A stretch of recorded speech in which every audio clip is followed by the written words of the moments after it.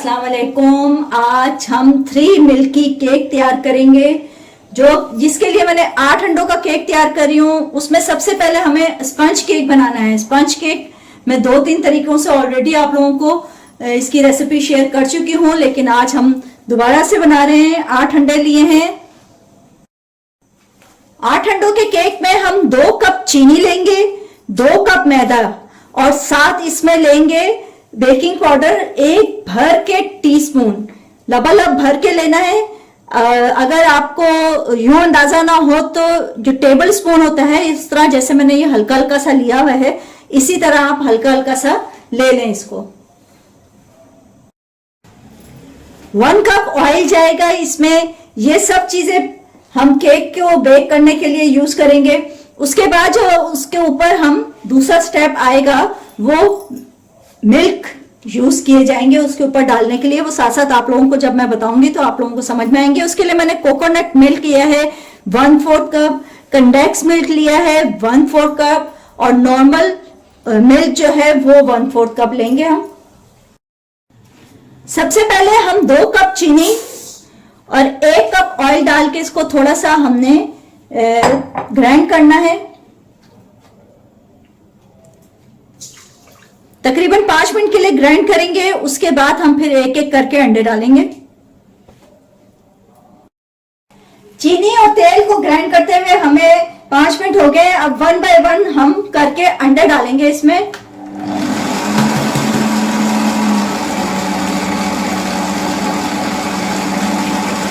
8 अंडे डालने हैं हमने।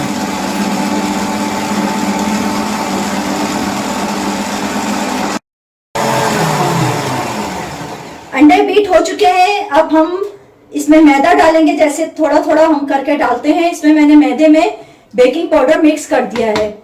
और साथ साथ ये बताती चलूं, इसमें मैंने आप लोगों को जब चीजें बताई थी तो मैं वनीला एसिड बताना भूल गई थी, तो 1 टीस्पून वनीला एसिड का भी डाला है। और गरम ओवन में हमने इसको 180 डिग्री पे गरम पकने के लिए रख देंगे। इसके बाद इसको सांचे में डाल के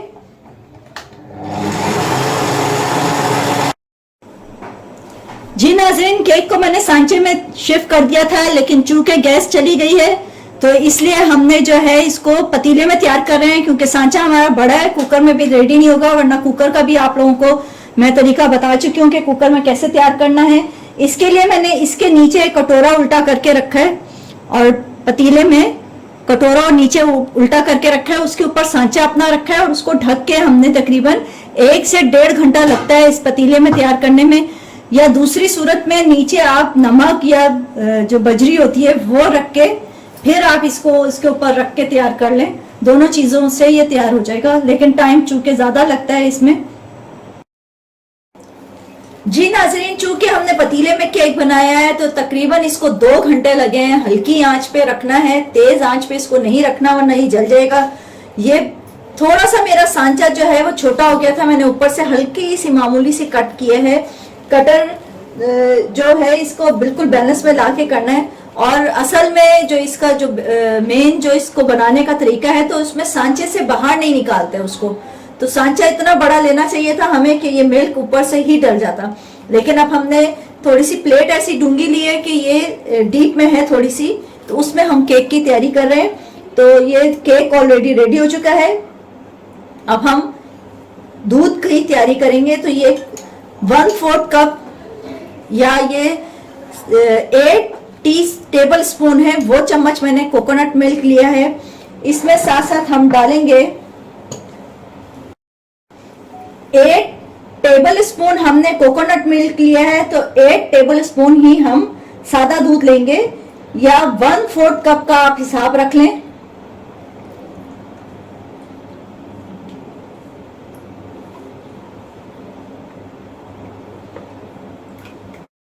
साथ साथ इतने ही चम्मच कंडेंस मिल्क के डालने हैं, यानी हम वजन तीनों चीजें लेनी है। तीनों चीजें हम वजन लेंगे तो तकरीबन ये 3/4 कप का बैटर तैयार हो जाएगा।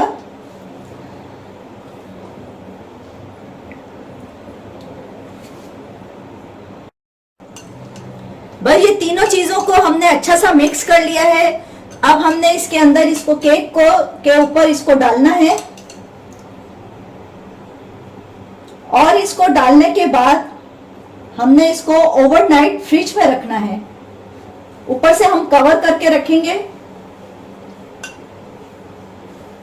जैसे कि मैंने सांचे में आप लोगों को बताया है कि ये सांचे के अंदर ही इसमें ये मिल्क डालना था और ये मिल्क डाल के उसके ऊपर फिर एल्युमिनियम फाइल से उसका मुंह बंद करके इसको ओवरनाइट फ्रिज में रखना था। लेकिन चूंकि हमारा केक बड़ा हो गया है तो हमने इसको डीप प्लेट में रखा है और इसको सारे को हमने डालना है इसी तरह मुख्तलिफ फैला के, सारा का सारा इसमें चला जाएगा। जी ओवरनाइट हो चुकी है। अब हम इसको खोल के देखते हैं।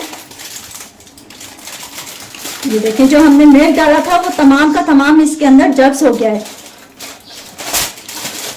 अब हमने इसको क्रीम लगानी है। अब ये बहुत सॉफ्ट हो गया है इसलिए इसको बहुत ध्यान से हमने क्रीम लगानी होगी, वरना ये केक टूटने का डर होता है। तो हम व्हिप क्रीम के लिए व्हिप कर लेते हैं पहले क्रीम को। व्हिप क्रीम के बारे में बताती जाऊं कि व्हिप क्रीम मेरी मीठी है इसलिए मैंने इसमें कोई चीनी वीनी नहीं डाली। और उसका सबसे ज्यादा अच्छा तरीका ये होता है कि आप स्पैचुला में इसको लें कि ये व्हिप हो गई है या नहीं और इसको उलट दें। तो ये देखें बिल्कुल भी नीचे नहीं गिर रही है, तो इसका मतलब ये व्हिप हो चुकी है। अगर इससे ज्यादा करेंगे तो ये पानी छोड़ देती है और ये सही नहीं रहती फिर। अब हम इसको केक के ऊपर इस व्हिप क्रीम को लगा देंगे।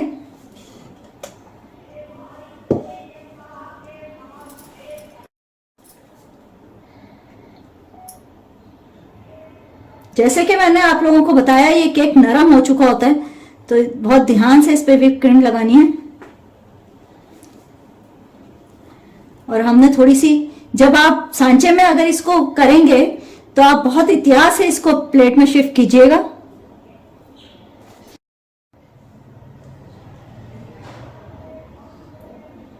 बस इसको चारों तरफ हमने फैला लेनी है जैसे हम नॉर्मल केक के लिए लगाते हैं।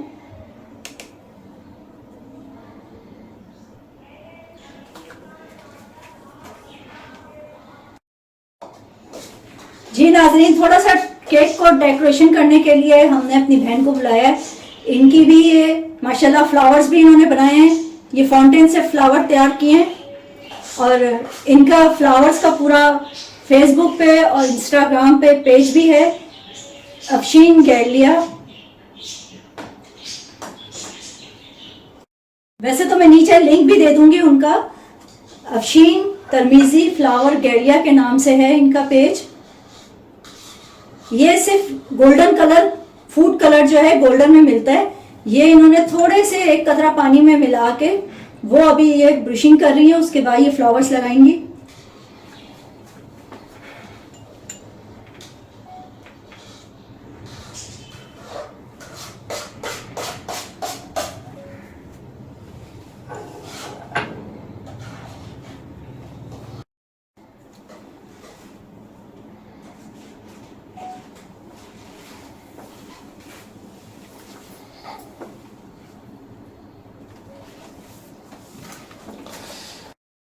साथ साथ इन्होंने ये ग्रीन कलर मिला के, ये फाउंटेन वाइट ही थी, इसमें हमने कलर मिला के इसको ये बनाया है।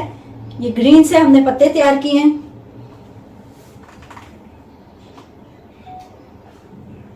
ये छोटे बड़े फ्लावर्स थे, हमने वो भी अरेंजमेंट कर दी है उसकी।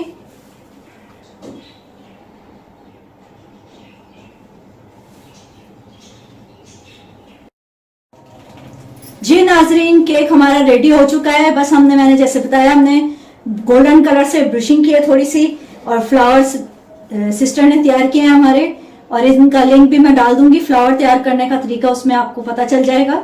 उम्मीद है आप लोगों को ये केक मेरा पसंद आएगा। बस मेरे चैनल को लाइक कीजिए, सब्सक्राइब करें, दुआ में जरूर याद रखिएगा। अल्लाह हाफिज।